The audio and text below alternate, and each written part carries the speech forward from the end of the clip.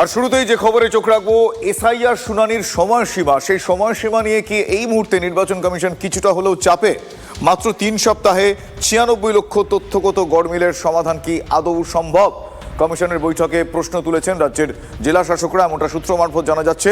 1 ফেব্রুয়ারি পর্যন্ত লজিক্যাল ডিসক্রিপেন্সির শুনানি চলার কথা, কিন্তু লজিক্যাল ডিসক্রিপেন্সির ক্ষেত্রে কোন নথি গ্রাহ্য তা এখনও কমিশন স্পষ্ট করেনি। ফলে তথ্যগত গড়মিলের যাচাই এখনও শুরুই হয়নি। এত কম সময়ে কিভাবে এই বিপুল সংখ্যক নথি যাচাই সম্ভব, সেই নিয়ে জেলা শাসকরা প্রশ্ন তুলেছেন। আমার সহকর্মী শ্রাবন্তী সাহা এই মুহূর্তে আমার সঙ্গে রয়েছেন। শ্রাবন্তী, আমি জানতে চাইবো যে এই যে সময়টা, এত গুচ্ছ গুচ্ছ নথি, সেখানে ডিসক্রিপেন্সি, সেগুলো ট্রান্সপারেন্সিতে নিয়ে যেতে হবে, এই কম সময় আদৌ সম্ভব কিনা এই নিয়ে প্রশ্ন জেলা শাসকরা তুলেছেন। আর কি কি জানা যাচ্ছে, কি উত্তর মিলেছে বা আদৌ কি আভাস মিলেছে উত্তরের?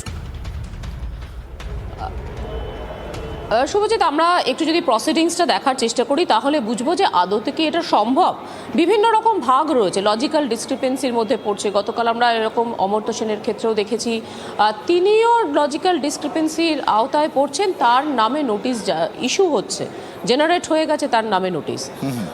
বিভিন্ন ধরনের ভুল রয়েছে, কারোর ক্ষেত্রে নামের বানানের ভুল, কারোর ক্ষেত্রে প্রজনী সংক্রান্ত সমস্যা। অমর্ত্য সেনের ক্ষেত্রে তার মায়ের সঙ্গে তার বয়সের পার্থক্য মাত্র 15 বছর কিভাবে, এটা একটা লজিক্যাল ডিসক্রিপেন্সি। এই ধরনের লজিক্যাল ডিসক্রিপেন্সি ছাড়াও প্রজনী ম্যাপিং যেটা রয়েছে, সেখানে প্রায় 24 লক্ষ মানুষ তার আওতায়, অর্থাৎ একজন বাবার 4টে বা 6জনেরও বেশি ছেলে বা মেয়ে একজনকে বাবা হিসেবে দেখিয়েছেন, এরকম প্রায় 24 লক্ষ। একই সঙ্গে বাদবাকি ক্ষেত্রে প্রচুর ভুল রয়েছে, তারও একটা আলাদা তালিকা, এবং আনম্যাপড যারা রয়েছেন তাদেরও একটা কয়েক লক্ষ, সেই তালিকাটা সবটা মিলিয়ে 94 লক্ষ। সাধারণভাবে এক একজনের শুনানির ক্ষেত্রে যে যে ডকুমেন্টসগুলো রয়েছে, সেই ডকুমেন্টসের ক্ষেত্রে বহু তথ্যগত সমস্যা রয়েছে। যেমন যদি ধরা যাক কোনো এক ব্যক্তি, তিনি এখানকার ইউনিভার্সিটি থেকে পড়াশোনা করেননি, তিনি দিল্লি ইউনিভার্সিটি থেকে পড়াশোনা করেছেন, তার ক্ষেত্রে তার মাধ্যমিক বা সেই সমকালীন যে সার্টিফিকেটটা হবে সেটা দিল্লি ইউনিভার্সিটির দেখা হবে, সেটা কি আদৌ ঠিক? সেই নির্দেশ দেওয়া হয়েছে ডিইওদের। ফলে ইআরও যে রয়েছেন তিনি তখন সে ভিন রাজ্যে সেটা পাঠাবেন, সেটা পাঠাতে হবে সিইও মারফত। ফলে এটা একটা সময় সাপেক্ষ ব্যাপার। অনেকে রয়েছেন কলকাতার বাসিন্দা, কিন্তু তিনি খড়গপুর বা আসানসোল বা অন্য কোনো জেলা থেকে পাশ করে এসেছেন, বা তিনি যে সার্টিফিকেটটা দেখাচ্ছেন সেটা অন্য কোনো জেলা। সঙ্গে সঙ্গে ইআরও যখন সেই সার্টিফিকেটটা পাবেন, সেই নথি তিনি যাচাইয়ে পাঠাবেন সেই জেলার কাছে।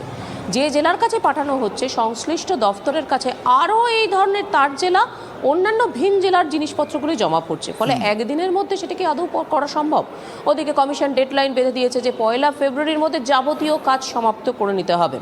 আরও নিখুঁতের জন্য কমিশনের পরিকল্পনা রয়েছে। বেশ কিছু আধিকারিকরা বলছেন যে এই 94 লক্ষ নয়, এই সংখ্যাটা আরেকটু বাড়িয়ে নেওয়া যাওয়া হবে, যাতে আরও নিখুঁতভাবে এসআইআরের পূর্ণাঙ্গ তালিকা করা সম্ভব। কিন্তু এই যে টাইমটা বেঁধে দেওয়া হয়েছে, সেটা কি আদৌ সম্ভব? এমনি হিয়ারিং বেশ কিছুটা দেরিতে শুরু হয়েছে, তার মধ্যে 3 দিন তোমার মনে থাকবে শুরুর দিকে বিক্ষোভের জন্য বেশ কিছু সেন্টারে এটা বন্ধ হয়ে যাচ্ছিল, কয়েক ঘন্টা বন্ধ ছিল। তাহলে এটা কিভাবে সম্ভব রয়েছে, এটা নিয়ে ইতিমধ্যে। ধন্যবাদ শ্রাবন্তী।